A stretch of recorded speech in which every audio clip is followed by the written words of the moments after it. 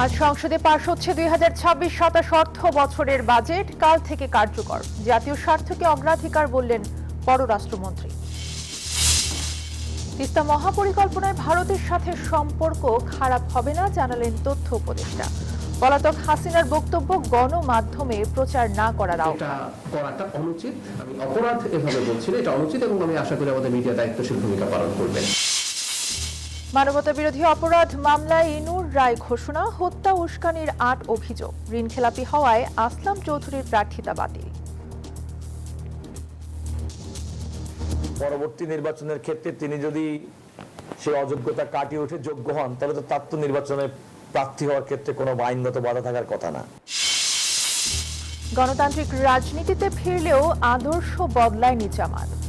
দেশকে সংকটে ফেলতে ষড়যন্ত্র করছে দলটি, বলছেন বাম নেতারা।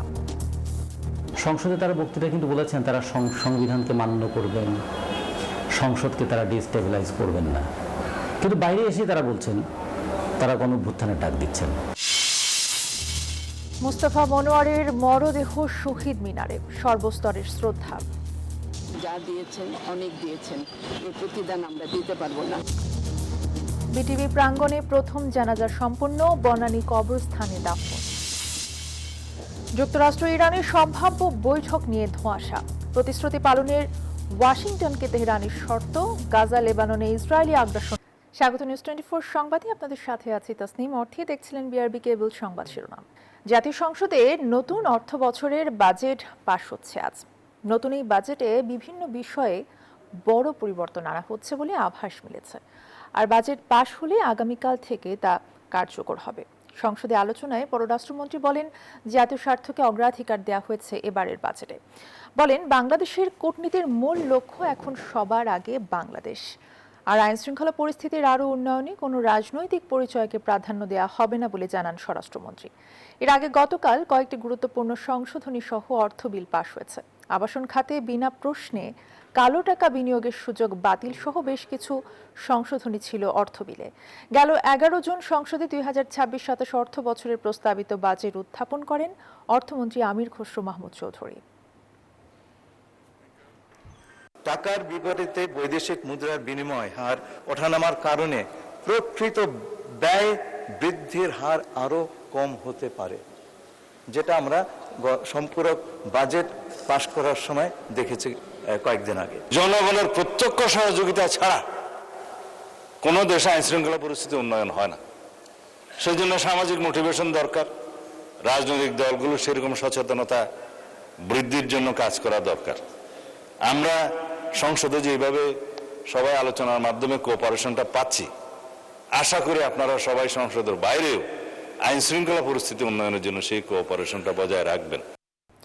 চীনের সাথে চুক্তিতে ভারতের সাথে সম্পর্কের অবনতি হবে না, এমন তথ্য জানিয়েছে উপদেষ্টা। তিস্তা মহাপরিকল্পনার বাস্তবায়নে চীনের সহযোগিতা নেওয়ার বিষয়ে এখনো সিদ্ধান্ত হয়নি। একথা জানিয়ে প্রধানমন্ত্রীর তথ্য উপদেষ্টা ডাক্তার জাহিদুর রহমান বলেছেন, চীনের সাথে চুক্তি হলেও ভারতের সাথে সম্পর্কের কোনো অবনতি হবে না। সচিবালয়ের সাপ্তাহিক ব্রিফিংয়ে তিনি পলাতক সাবেক প্রধানমন্ত্রী শেখ হাসিনার বক্তব্য গণমাধ্যমে প্রচার না করারও অনুরোধ জানান। তিস্তা প্রকল্প বিএনপি সরকারের অন্যতম অগ্রাধিকার। প্রধানমন্ত্রী তারেক রহমানের সাম্প্রতিক চীন সফরে তিস্তা মহাপরিকল্পনা নিয়ে আলোচনা হয়েছে। অন্যদিকে বিগত আওয়ামী লীগ সরকার আমলে তিস্তা প্রকল্প বাস্তবায়নে আগ্রহের কথা জানিয়েছিল ভারত। শেষ পর্যন্ত চীনের সাথে তিস্তা প্রকল্প বাস্তবায়নের সমঝোতা হলে ভারতের সাথে সম্পর্কে টানাপোড়েন সৃষ্টির শঙ্কা রয়েছে কিনা, এমন প্রশ্নে প্রধানমন্ত্রীর তথ্য উপদেষ্টা সেই শঙ্কা নাকচ করে জানান, নিজ স্বার্থ রক্ষা করে ভূ রাজনৈতিক সিদ্ধান্ত নেবে বাংলাদেশ। বাংলাদেশের জনগণ এবং রাষ্ট্রের স্বার্থ অনুযায়ী পদক্ষেপ নেবে। এটা এই স্বাধীনতা, এই সার্বভৌমত্ব তার আছে, এটা সে দেখাতে চায়। বাংলাদেশ থেকে মিয়ানমার হয়ে চীন পর্যন্ত অর্থনৈতিক করিডোর করার যে প্রস্তাব দিয়েছে বেইজিং, সে বিষয়ে ঢাকা কি করতে যাচ্ছে, এমন প্রশ্নে উপদেষ্টা জানান, এর সম্ভাব্যতা যাচাই করা হবে। সবার চাহিদা মিললেই কেবল সেই করিডোর হতে পারে। আমরা তো এই সমাজে বাস করি, তো আমরা কোথায় কোথায় অবৈধ অর্থ লেনদেন করতে হয়। আদালতের নিষেধাজ্ঞা থাকায় পলাতক শেখ হাসিনার খবর প্রকাশ না করতে গণমাধ্যমের প্রতি আহ্বান জানান ডক্টর জাহেদ। শেখ হাসিনার বক্তব্য বক্তব্য প্রচার করা বাংলাদেশে একদম সরাসরি নিষেধ আছে, শুধু দণ্ডপ্রাপ্ত বলে না, তার বক্তব্য প্রচার করা যাবে না এরকম আদালতের নিষেধাজ্ঞা আছে এবং আমাদের অনেক মিডিয়া এই কাজটা করছে। তার মানে হচ্ছে তারা আদালতের নিষেধাজ্ঞা নির্দেশনা মানছেন না, এটা ফ্যাক্ট। সরকার এটার ব্যাপারে তার মানে তথ্য মন্ত্রণালয়, যেহেতু মিডিয়াগুলো তথ্য মন্ত্রণালয়ের অধীনে আছে, আমরা প্রাথমিকভাবে এই আহ্বান জানাই, এটা ইনফ্যাক্ট আমরা ফর্মালিও জানাবো, এটা নিয়ে আমরা কথা হয়েছে, তারা যেন এই কাজটা না করেন। তিনি আরো জানান, অন্তর্বর্তী সরকারের 12,500 কোটি টাকার দুর্নীতি বিষয়ক টিআইবির অভিযোগ খতিয়ে দেখবে সরকার। শানাজি ইয়াসমিন, নিউজ 24, ঢাকা। ঋণ খেলাপি হওয়ায় চট্টগ্রাম 4 আসনে বিজয়ী বিএনপির আসলাম চৌধুরী শপথ নিতে পারবেন না বলে রায় দিয়েছেন আপিল বিভাগ।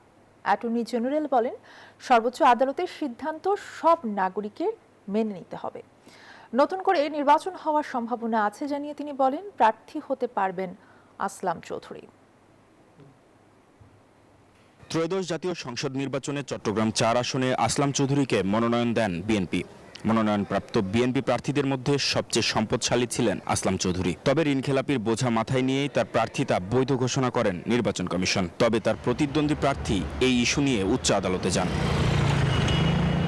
নির্বাচনের আগেই আপিল বিভাগ বলে দিয়েছিলেন, যদি আসলাম চৌধুরী এই আসনে জয়ী হয়ও তারপরও এই ইস্যুতে ওই আসনে যেন ফলাফল ঘোষণা স্থগিত থাকে। সব পক্ষের শুনানি শেষে রায়ের জন্য 15 জুন দিন রাখেন আপিল বিভাগ। মঙ্গলবার আসলাম চৌধুরীকে ঋণখেলাপি ঘোষণা করেন আপিল বিভাগ। রায়ে বাতিল হয় তার প্রার্থিতা বলে জানান রাষ্ট্রের প্রধান আইন কর্মকর্তা। নতুন করে নির্বাচন হওয়ার সম্ভাবনা আছে বলেও জানান তিনি। পূর্ববর্তী নির্বাচনে যে কারণে আজকে আপিলটি মঞ্জুর হলো এবং তার নির্বাচন তো হওয়া সত্ত্বেও তিনি হয়তো সে নির্বাচনের ফলাফলটি ভোগ করতে পারবেন না, এবং পরবর্তী নির্বাচনের ক্ষেত্রে তিনি যদি সে অযোগ্যতা কাটিয়ে উঠে যোগ্য হন, তাহলে তো তার তো নির্বাচনে প্রার্থী হওয়ার ক্ষেত্রে কোনো আইনগত বাধা থাকার কথা না। এদিকে এ রায় ঋণখেলাপিদের বিরুদ্ধে ব্যবস্থা নেওয়ার নজির হয়ে থাকবে বলে মন্তব্য করেন আপিলকারীর আইনজীবী। ঋণ খেলাপিদের প্রতি আমাদের উচ্চ আদালতের আইনকে ব্যাখ্যা করার যে নজির আছে, এই নজিরগুলোর মধ্যে আজকের ঘটনাটা বাংলাদেশে একটি নজির হয়ে থাকবে এবং আইনের শাসন প্রতিষ্ঠা করার ক্ষেত্রে এই রায় একটা যুগান্তকারী পদক্ষেপ হিসেবে গণ্য হবে। তবে এত সবকিছু আলোচনার পরও সব পক্ষকে তাকিয়ে থাকতে হবে দেশের সর্বোচ্চ আদালতের দিকে, কারণ অবজারভেশনে কি আসে তার উপর নির্ভর করবে ঋণখেলাপিদের বিষয়ে নির্বাচন কেন্দ্রিক আইনি সিদ্ধান্ত। বিএনপি প্রার্থী আসলাম চৌধুরী 1,42,674 ভোট পেয়ে জয়লাভ করেছিলেন ত্রয়োদশ জাতীয় সংসদ নির্বাচনে। মাহমুদ হাসান, নিউজ 24, ঢাকা। গণতান্ত্রিক রাজনীতিতে ফেরার সুযোগ পেলেও আদর্শগত পরিবর্তন হয়নি বিরোধী দল জামাতের, যে কারণে 4 মাসের মাথায় সরকার পতন আর নতুন অভ্যুত্থানের হুঁশিয়ারি দিচ্ছে দলটি। এমন মন্তব্য বামপন্থী রাজনীতিকদের। তারা মনে করেন, হতাশা কাটিয়ে নেতাকর্মীদের উজ্জীবিত রাখতে সংসদের পাশাপাশি রাজপথে উত্তাপ ছড়াচ্ছে জামায়াত। বলেন, ভঙ্গুর অর্থনীতি সচল করে দেশকে এগিয়ে নিতে হলে জামাতের আক্রমণাত্মক মনোভাব থেকে সরে আসতে হবে, নিশ্চিত করতে হবে রাজনৈতিক স্থিতিশীলতা। আরও জানাচ্ছেন রাশেদ রায়হান। শুরু থেকে দেশ ও বিদেশে গ্রহণযোগ্য জাতীয় নির্বাচনকে বিতর্কিত করার চেষ্টা করেছে জামায়াত। লক্ষ্য আদায়ে নানা অপপ্রচার চালানোর অভিযোগও আছে দলটির বিরুদ্ধে, কিন্তু শেষ পর্যন্ত হালে পানি পায়নি খুব একটা। ভোট আর জোট রাজনীতির এমন নানা সমীকরণে সংসদে জামায়াত স্থান পায় বিরোধী দলের আসনে। যেখানে সমস্যা ওখানেই অভিযোগ করেছে, যেখানে সমস্যা নাই সেখানে কোনো অভিযোগ নাই। গণতান্ত্রিক রীতি হলেও অধিবেশনের প্রথম কার্যদিবস থেকেই আগ্রাসী দেখা গেছে জামায়াতকে। এখানে কোনো খারাপ প্রেসিডেন্স উত্থাপন করবেন না।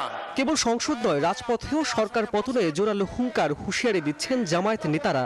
আরেকটি বিপ্লবের প্রস্তুতি নিতে হবে। কিন্তু প্রশ্ন হচ্ছে, 4 মাসের মধ্যেই কেন সরকার পতনের দাবি তুলতে হবে? আর বিএনপি সরকার কি ক্ষতি করেছে এখনই এতটা মরিয়া হয়ে উঠেছে বিরোধী দল? এছাড়া রাজনৈতিক স্থিতিশীলতা না থাকলে কিভাবে এগোবে দেশ? তারা কতকগুলো মনে করে যে এই নির্বাচন যথাযথ হয়নি, কিন্তু গৃহযুদ্ধ ঠেকানোর জন্য মেনে নিছে। আমি তো এই কথা যিনি বলেছে, আমি মনে করি যে তিনি অপরাধ করেছেন, তাদের বিরুদ্ধে তদন্ত হওয়া দরকার এবং এইখানে আইনের মুখোমুখি করা দরকার। তারা প্রকৃত গণতান্ত্রিক রাজনীতি না করে একটা হুমকি দিয়েই বাংলাদেশকে ওই পুরনো পাকিস্তান পন্থার দিকে নিয়ে আসতে চায় এবং এখন যে গণতন্ত্রের পথে হাঁটার যে কাজটা হচ্ছে এইটাকে তারা সংকটে ফেলতে চায়। বামপন্থী নেতারা মনে করেন ঘোলা পানিতে মাছ শিকার করতে চায় জামায়াত, তাই অপ্রাসঙ্গিকভাবে সরকার পতনের কথা বলে হতাশা কাটিয়ে চাঙা রাখতে চায় দলীয় নেতাকর্মীদের। সরকার দলের সাথে এক ধরনের বোঝাপড়া, এক ধরনের নেগোসিয়েশন করেই বরঞ্চ কীভাবে তারা তাদের এই বিদ্যমান পার্লামেন্টে তারা এখন যে প্রধান বিরোধী দল আছেন, যেটা সম্ভবত তারা আজ থেকে 4 মাস বা 6 মাস আগে তারা ভাবতে পারেননি যে তাদের জন্য এরকম একটা অপার সুযোগ তৈরি হবে। তো এই সুযোগটা তারা আসলে হাতছাড়া করতে চাইবেন না। কোনো নেতার মতে 71কে 24-এর মুখোমুখি দাঁড় করিয়ে রাজনীতির মাঠে ফায়দা লোটার চেষ্টা করছে বিরোধী দল। তারা যে যুদ্ধাপরাধীদের সহযোগী হয়েছিলেন এবং নিজেরাও যুদ্ধাপরাধের সঙ্গে যুক্ত ছিলেন, সেই জিনিসটা ভুলিয়ে দেওয়ার জন্য 71-এর বিকল্প হিসাবে 24কে দাঁড় করাবার একটা চেষ্টা করেছেন সবসময়। আর বিএনপিকে চ্যালেঞ্জ করার মধ্য দিয়ে তারা প্রধান বিরোধী দলের ভূমিকা অবতীর্ণ হতে চাইছেন। সংসদে তারা বক্তৃতায় কিন্তু বলেছেন তারা সংবিধানকে মান্য করবেন, সংসদকে তারা ডিস্টেবিলাইজ করবেন না, কিন্তু বাইরে এসে তারা বলছেন তারা গণঅভ্যুত্থানের ডাক দিচ্ছেন। বামপন্থী রাজনীতির সঙ্গে যুক্ত নেতাদের অভিযোগ, গণতান্ত্রিক পরিবেশ বিপন্ন করে দেশকে নতুন সংকটে ফেলতে ষড়যন্ত্র করছে জামায়াত। তাদের আহ্বান রুখে দিতে হবে অপতৎপরতা, নিশ্চিত করতে হবে দেশের উন্নয়ন অগ্রযাত্রা। রাশেদ রায়হান, নিউজ 24, ঢাকা। কেন্দ্রীয় শহীদ মিনারের শেষ বিদায়ে গার্ড অফ অনার এবং সর্বস্তরের ফুলেল শ্রদ্ধায় সিক্ত হলেন শিল্পের জাদু কাঠির ছোঁয়ায় জাতির জাগরণের সাধক লাখো নবীনের শিল্পগুরু মোস্তফা মনোয়ার। মঙ্গলবার সকাল 11:30টায় কেন্দ্রীয় শহীদ মিনারে নেওয়া হয় তার মরদেহ। শ্রদ্ধা জানাতে ছুটে যান বিভিন্ন শ্রেণী পেশার মানুষ। শ্রদ্ধা জানাতে যাওয়া ভক্ত অনুরাগীরা জানান, হয়তো আর কোনো পুতুল তার স্পর্শে প্রাণ পাবে না, ক্যানভাসে উঠবে না নতুন কোনো রঙের বিষয়। তবে মোস্তফা মনোয়ার হারিয়ে যাবেন না, তিনি বেঁচে থাকবেন প্রতিটি শিশুর কল্পনায়, প্রতিটি শিল্পীর অনুপ্রেরণায়, প্রতিটি রঙের গল্পে। শিল্পী মোস্তফা মনোয়ারের মৃত্যুতে শিল্পাঙ্গনে অপূরণীয় ক্ষতি হয়েছে বলে মনে করেন বিশিষ্টজনরা। এর আগে তার দীর্ঘদিনের কর্মস্থল বাংলাদেশ টেলিভিশন বিটিভির প্রাঙ্গণে তার প্রথম নামাজের জানাজা অনুষ্ঠিত হয়।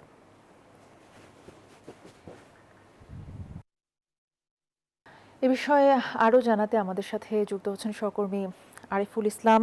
আরিফুল, জানাবেন যে প্রিয় শিল্পীকে বিদায় জানাতে নিশ্চয়ই সর্বস্তরের মানুষ কেন্দ্রীয় শহীদ মিনারে ভিড় করেছে, কি খবর রয়েছে আপনার কাছে সর্বশেষ? অর্থে আমি এই মুহূর্তে ঢাকা বিশ্ববিদ্যালয়ের চারুকলা অনুষদে রয়েছি। আর কিছুক্ষণ আগে চিত্রশিল্পী মোস্তফা মনোয়ারকে শেষ বিদায় জানিয়েছেন এখানকার শিক্ষার্থী এবং শিক্ষক এবং সাবেক যে শিক্ষার্থীরা এবং তার যে সহপাঠীরা ছিলেন, তারা সবাই তাকে শেষবারের মতো এখানে শ্রদ্ধাঞ্জলি দিয়েছেন। আর এখান থেকে তাকে বনানী কবরস্থানে তার মরদেহ নিয়ে যাওয়া হয়েছে, সেখানে তাকে দাফন করা হবে। এর আগে কেন্দ্রীয় শহীদ মিনারের সকাল 11:30টায় তাকে রাখা হয় সর্বস্তরের শ্রদ্ধা নিবেদনের জন্য। সেখানে আমরা দেখেছি যে মানুষ ছুটে এসেছেন তার যেই রেখে যাওয়া যেই কৃতকর্ম, রেখে যাওয়া যেই সৃষ্টি, সেগুলোকে শ্রদ্ধাবোধ রেখেই কিন্তু তাকে শেষবারের মতো শ্রদ্ধা জানাতে এসেছেন। আমরা দেখেছি যে সন্তান তার মাকে নিয়ে এসেছেন, আবার বাবা তার ছেলেকে নিয়ে এসেছেন। মূলত তার যেই শিশুদের নিয়ে তার যে ভাবনা, শিশুদের নিয়ে তার যে সৃষ্টি, বা আমরা যেটি জানি যে পুতুলের মাঝে যে কথা বলানোর যে চেষ্টা, এই যে তার যে সৃষ্টিগুলো রয়েছে, এই সৃষ্টির মধ্যে মূলত তাকে সম্মান জানানোর যেই মানুষের যে আগ্রহ, সেই আগ্রহ কিন্তু আমরা কেন্দ্রীয় শহীদ মিনারে দেখেছি। একই সাথে যারা এসেছেন তারা বলছেন যে তার কৃতকর্ম ভবিষ্যতের যেই প্রজন্ম রয়েছে সেই প্রজন্মকে ত্বরান্বিত করবে। একই সাথে সাংস্কৃতিক যে অঙ্গন রয়েছে সেই অঙ্গনের যে তার যে ভূমিকা, সেই ভূমিকারও কিন্তু প্রশংসা করেন তিনি। একই সাথে সাংস্কৃতিক অঙ্গনকে বিকশিত করার লক্ষ্যে তার যে প্রচেষ্টা এবং তার যে সৃষ্টিকর্ম রয়েছে সেগুলো ভবিষ্যতে সাংস্কৃতিক অঙ্গনকে আরও এগিয়ে নিয়ে যাবে, এমনটাই কিন্তু প্রত্যাশা। তবে শেষ বিদায়ে তার যে ভক্তবিন্দু এবং শুভাকাঙ্ক্ষী বা শিক্ষার্থী যারা ছিলেন তারা আমরা দেখেছি যে চারুকলা অনুষদে অশ্রুসিক্ত নয়নে তাকে সবাই বিদায় জানিয়েছেন। এই ছিল চারুকলা অনুষদ থেকে আমার কাছে সবশেষ অর্থী। ধন্যবাদ আপনাকে। আরিফুল ইসলাম জানাচ্ছিলেন চারুকলা থেকে। ফ্যাসিবাদী সরকারের অব্যবস্থাপনার কারণে শিক্ষা খাতে বিশৃঙ্খলা সৃষ্টি হয়েছে বলে মন্তব্য করেছেন শিক্ষামন্ত্রী আনম ও এহসানুল হক মিলন। সকালে আন্তর্জাতিক মাতৃভাষা ইনস্টিটিউট মিলনায়তনে ইসলামী আরবি বিশ্ববিদ্যালয়ে আয়োজিত পুরস্কার বিতরণ অনুষ্ঠানে এই কথা বলেন তিনি। যে এলোমেলোভাবে এই বিগত সরকারগুলো কাজ করেছে, স্পেশালি ইন শিক্ষা সেক্টর, আমাদেরকে এটা অ্যাড্রেস করতেই হবে। আমরা অন্যান্য জায়গাতে 100 কোটি টাকা জোগাড় করলাম, অর্থ মন্ত্রণালয়ে গেলাম, মাননীয় সচিব সাহেব তো লাভ ঝাপ দিয়ে গেলেন। ওরা বললো যে এই সময় আমরা এই টাকাটা ম্যানেজ করতে পারবো না, আপনার নেক্সট ফিজিক্যাল ইয়ার থেকে এটাকে দিয়ে দেন। তার মানে আপনারা মে জুন বেতন পেলেন না, জুলাই মাস থেকে বেতন পাবেন। কমতে শুরু করেছে কুড়িগ্রাম ও লালমনিরহাটের নদ-নদীর পানি, তবে দুধকুমার এখনো বিপদসীমার ওপর দিয়ে প্রবাহিত হচ্ছে। তীব্র স্রোতে কুড়িগ্রামের নাগেশ্বরী উপজেলার বামুনডাঙ্গা এলাকার বেড়িবাঁধ ভেঙে লোকালয়ে পানি প্রবেশ করেছে। সব মিলিয়ে কুড়িগ্রামের প্রায় 10,000 মানুষ পানিবন্দী। এদিকে লালমনিরহাটে পানি কমার সাথে সাথে ভাঙন দেখা দিয়েছে। বাঁধ ভেঙে হু হু করে লোকালয়ে ঢুকছে পানি, আর তার পাশেই অসহায় চোখে দাঁড়িয়ে নিজেদের সর্বনাশ দেখছেন নদীপাড়ের বাসিন্দারা। সকালে দুধকুমার নদীর পাটেশ্বরী পয়েন্টে পানি বিপদসীমার 21 সেন্টিমিটার উপর দিয়ে বয়ে যায়। তীব্র স্রোতে কুড়িগ্রামে ভেঙেছে নাগেশ্বরীর বামনডাঙ্গা এলাকার বেড়িবাঁধ। তলিয়ে যায় 204 হেক্টর ফসলি জমি, পানি ঢুকেছে লোকালয়েও। সব মিলিয়ে জেলার অন্তত 10,000 মানুষ পানিবন্দী। কিছু কিছু বাড়ি পানি উঠে গিয়েছে তো, আর কিছু বাড়ি ওঠে নাই, দিলে সরাগড়ি নিয়েছে, একটু কম উঠছে। টাকাটা ভাঙছে না, ও লোকে আনছে, লোকে আনিয়ে অনেক কিছু বস্তা আমরা দিছি, বস্তা দিছি, তাই এই পর্যন্ত মনে হলো আটকে নাই। এদিকে ভাঙন কবলিত স্থানে জিও ব্যাগ ফেলে ঠেকানোর চেষ্টা চলছে। আগামী 3 থেকে 4 দিন পরিস্থিতি এমন থাকবে বলে জানিয়েছে পাউবো বন্যা পূর্বাভাস ও সতর্কীকরণ কেন্দ্র। এদিকে 36 ঘন্টা পর কমতে শুরু করেছে লালমনিরহাটের তিস্তার পানি। নিম্ন অঞ্চলের বেশ কিছু এলাকায় এখনো পানি রয়েছে। পানিবন্দী প্রায় 2,000 মানুষ। পানি আস্তে আস্তে কমলেও আপনার কিছু কিছু নিম্ন অঞ্চলে, আপনার বাড়ির দিকে, আপনার আদিতনদী ওইদিকে নিম্ন অঞ্চলগুলো এখনো অনেকেই পানিবন্দী আছে। এখনো মাসের বাড়িতে, জমিতে, ঘরে বাড়ি এখনো পানি আছে। এদিকে ভারী বৃষ্টিপাতে আগামী 72 ঘন্টা আবারও বিপদসীমা পেরোতে পারে নদীর পানি, এমন আশঙ্কা পানি উন্নয়ন বোর্ডের বন্যা পূর্বাভাস ও সতর্কীকরণ কেন্দ্রের। আগামী 48 ঘন্টায় দেশে এবং উদানে ভারী বৃষ্টিপাতের কারণে তিস্তা নদীর পানি বিপদসীমার কাছাকাছি বা উপর দিয়ে প্রবাহিত হতে পারে। বন্যা মোকাবেলায় সরকারিভাবে সব ধরনের আগাম প্রস্তুতি নেওয়া হয়েছে বলে জানায় কর্তৃপক্ষ। Desk report, news 24। গ্রামীণফোনের সাবেক কর্মকর্তা কর্মচারীরা তাদের বকেয়া পাওনা পরিশোধের দাবিতে সংবাদ সম্মেলন করেন। একই সঙ্গে প্রতিষ্ঠানটির প্রকৃত মালিকানা ঘোষণা এবং কর্মী বান্ধব গ্রামীণফোন গঠনেরও প্রস্তাব দেন তারা। মঙ্গলবার গ্রামীণফোনের প্রধান কার্যালয়ের সামনে আয়োজিত সংবাদ সম্মেলনে তারা জানান, 2010 থেকে 2012 সালের মধ্যে চাকরি ছেড়ে যাওয়া শতাধিক কর্মীর প্রায় 33 কোটি 84 লাখ টাকা বকেয়া এখনো পরিশোধ করা হয়নি। দ্রুত পাওনা পরিশোধের দাবি জানিয়ে 6 দফা প্রস্তাবও তুলে ধরেন তারা। প্রস্তাবগুলোর মধ্যে রয়েছে নতুন কর্মসংস্থান সৃষ্টি, আউটসোর্সিং কর্মীদের স্থায়ীকরণ, চাকরি নিরাপত্তা নিশ্চিত করা, মোবাইল ডেটার মূল্য কমানো, সামাজিক দায়বদ্ধতা কার্যক্রম জোরদার এবং যথাযথ কর ভ্যাট পরিশোধ। তাদের ভাষ্য, এটি কোনো প্রতিষ্ঠানের বিরুদ্ধে নয়, শ্রমিকের ন্যায্য অধিকার, গ্রাহকের স্বার্থ এবং টেকসই টেলিযোগাযোগ খাত নিশ্চিত করতেই এই উদ্যোগ। এবারে আন্তর্জাতিক প্রসঙ্গ। কাতারের রাজধানী দোহায় যুক্তরাষ্ট্রের সাথে কোনো বৈঠকের পরিকল্পনা নেই বলে সাফ জানিয়েছে ইরান। দেশটির প্রেসিডেন্ট মাসুদ পেজেশকিয়ান স্পষ্ট করেছেন, ওয়াশিংটন সমঝোতা মেনে চললে তেহরানও প্রতিশ্রুতি রক্ষা করবে। এর আগে মার্কিন প্রেসিডেন্ট ডোনাল্ড ট্রাম্প দাবি করেন, তেহরানের অনুরোধেই দোহায় 2 দেশের মধ্যে একটি গুরুত্বপূর্ণ বৈঠক হতে যাচ্ছে। অন্যদিকে যুদ্ধবিরতি চুক্তির মধ্যেই গাজা ও লেবাননে অব্যাহত রয়েছে ইসরায়েলি আগ্রাসন। আর এই ছিল নিউজ 24 সংবাদের সাথে থাকায় ধন্যবাদ সবাইকে।